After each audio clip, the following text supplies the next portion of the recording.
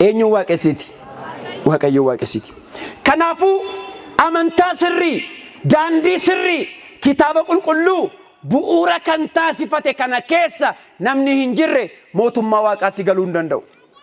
Itti himaa dhaqaati. Isin waggaa 500 irraa dhuftanii, isin abbaa isin qabdanu, isin karaa deemaadha, isin barsiifatan qabdanu, isin waanuma nurra argitan raawwattu, waa tokkoyyuu hin qabdanu, kottaati dukkana keessaa ba'aatti hin jedhaani. Ayyaana qabu natti himaa. Ayyaana kabajan qabu. Natti himaa manguddoon ayyaana kabajan qabu. Ayyaana qabu. Amma odoonu dhaloonni gooftaa bara kana keessa hin jiru jenne silaa dhaloota gooftaa hin kabajanii. Odoo bara kana du'aa ka'uun gooftaa nu faana kabaju, nuti ji'a 2 tsoomnee tsooma hiikaatti baanaa, faasikaatti baanaa, lakkii barana faasikaan hin jiru otoo jenne silaa manuma ta'u yoom akka ta'es hin beekani. Mbee hin jiru ka. Amma bara kana gannaan dhaloonni gooftaa bara kana hin jiru jenneennaan eeggaa isin hin jiru jettanii nu maal goona reenniif naka jedhu malee humtuu hin jiru. Hin qabanii keessaa fidu. Nutoo dhaloota gooftaa irraa eegallee kunoo yoo nageenye jarroo erga dhufanii waggaa 500 maaliin lakkaa weessaa fidu. Abboota isaan barsiisan hin qabani. Duuka boota duuka hin deemne. Barnoonni bartootaa isaan bira hin jiru. Raajiin raajotaa isaan bira hin jiru.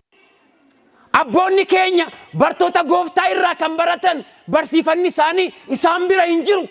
Eessaan kiristaanummaa beekuu danda'u? Kadhannaa tokkoyyuu hin qabani. Mana isaanii yoo seentan tokkumatu waltajjiitti ba'ee harka fuudhee sirraa cabseera, sirraa kuteera, sirraa gombiseera. Homtuu hin jiru. Kadhannaan hin jiru. Galateeffannaan hin jiru. Kottaa mana kiristaanaa ilaalame. Maaleetii dhaabbatu abboonni. Kidaanii geessu abboonni. Sirna qiddaasee raawwatu abboonni. Hin barsiisu barsiisonni. Waa hunda guute nuuf kenne Waaqayyo galanni ulfinni isaaf haa ta'u. Nuti qabna, abboota qabna, warra daandii Waaqayyoo nutti himan odoo inni amantaa isaanii hundeesse hin dhalatiniin duratti waggaa 700 duratti, waggaa 700 duratti abbaan Tekla Hayimaanoot asuma Dabra Liibaanos dhufanii asitti nu barsiisaniiru nuti. Abboota keenya, manguddoota keenya, dhaloota keenya warra durii kan barsiisan abboota akkanaa qabna nu. Abbaa Yesuus mo'aa qabna.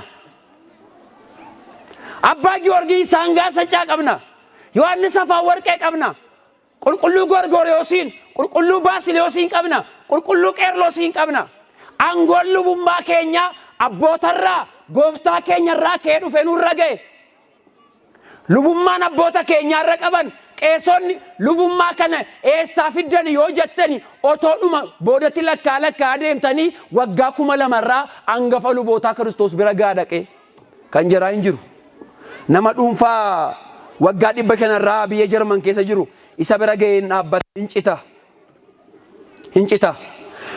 Mee gaafadhaa bartoonni gooftaa kiristaanummaa barsiisaniiru moo hin barsiifne jedhaa gaafadhaa mee barsiisaniiru jedhu. Yoom jennaan barakkana maal sinoo waggaa 500 eegga dhuftanii waggaa 500 duratti kiristaanummaan kun hin turree jedhaa gaafadhaa mee. Tureera yoo jedhan maaliif isa duukan deemne immoo ittiin jedhame deebii hin qabani. Amma baadiyyaa keessa naanna'anii uummata gowwaa gaafa argatanii soba isaanii itti iyyaa oolanii kunoo waaqayyoyyummaa keessaa si baasuufi yoo mana citaa ta'e qorqorroon sitti jira siin jedheera. Yoo akkas ta'e sirraa cabseera siin jedheera. Mul'ataan waa'ee kee argaan bule akkasitti namni meeqa gowwoomee mana waaqayyoo keessaa ba'ee jira. Yaa uummata waaqayyoo hin seenaa. Bara keenyatti nama gangalchuu danda'u lafarra raajii raawwanna jedhanii namoota ijisiisaa ooluu danda'u kun mallattoo amantaa miti. Mallattoo amantaa miti. Mul'ata Yohaannis boqonnaa 13 lakkoofsa 13 irratti kitaabni Waaqayyoo akkas nuun jedha. Raajoonni sabduuni bara booddeetti warri dhufanii warra fo'ataman warra filataman illee amma gufachiisanutti ibidda samii irraa buusuu danda'u. Ibidda eessaa buusuu danda'u? Ibidda eessaa buusuu danda'u? Ibidda waan samii irraa buusaniif isaan nama dhugaati akkana miti. Qorontos lammaffaa boqonnaa 11 lakkoofsa 13 gubbaatti qulqulluun Phaawulos maal nuun jedha namoonni akkasii nuun jedha kitaaba qulqulluu irraan baase